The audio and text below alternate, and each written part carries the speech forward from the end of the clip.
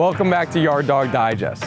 In today's episode, we're going to be talking about EV componentry, and what you'll find out is there's a lot more to making this thing go than just a motor and some batteries. We've seen a huge spike in demand for EV terminal tractors, and some of that's driven by compliance, other by personal decarbonization goals. To help us dive in a little bit more deeply, we've brought in Erian Barnard, who's an EV engineer here at our Hagerstown production facility. Erian, thanks for joining us. My pleasure, Matt. So I'm familiar with, we plug the charger in here, that's going to charge the batteries. We use a CCS1, but tell me about what happens from the batteries to get to the rest of the components. Yeah, so we got a charge port right here. If we plug in the truck, it goes to the PDU. The PDU will control the power distribution to all the high voltage components on the truck. So PDU is power distribution unit? Yes, sir. Very good. The S-Box is integral to that.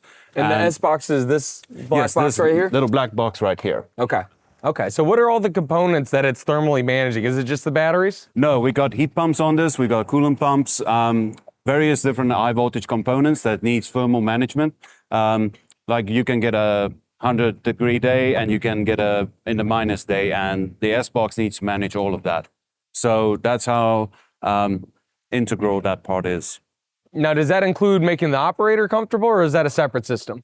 It is to make the operator more comfortable, and if there's any work required on high voltage components, we got 2 MSDs on the S-Box. It needs to be disconnected at first, leave the trucks for about 15 minutes to have all the high voltage components discharge. Performs the same function, but this is a high voltage component. The transmission is connected to an engine. Where we have our engine on a diesel truck, we have the Cradle.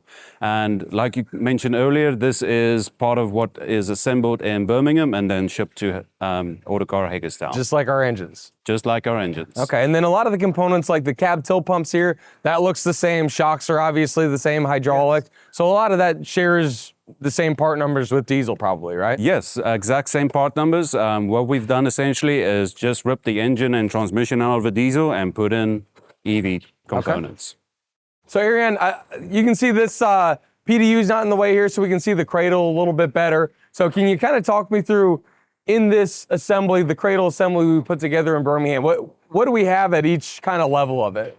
Yeah, so the Cradle was designed with serviceability in mind. So starting at the bottom layer, you've got your heat pumps, that's accessed from from the underside.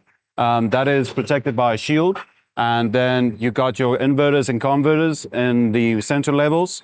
And then as you can see here on the top, you got your vehicle controllers and then also your fuse boxes. Okay. And the fuse boxes are fairly easily accessible from the back of the cab. Okay, so yeah, definitely built with the technician in mind. How about the driver? I know you're not out there every day, but what kind of, with the vehicles we've got out there, what kind of feedback have you heard so far? So far, really good. The number one thing, no sound like you have in a diesel truck. You don't have to shout on each other. And then also the drivability. The mirrors don't rattle. You don't have all the shaking that you would have of a regular diesel truck. So overall, I think pretty good. All right, well, hey, thanks, Erian. My pleasure. A lot of new information, a lot of new componentry. This is all new for all of us. Glad to have your background to help us through it. My pleasure. So thanks for watching. Please continue to follow for more videos. Please send us any suggestions you have to include in our next series. And don't forget to like and subscribe.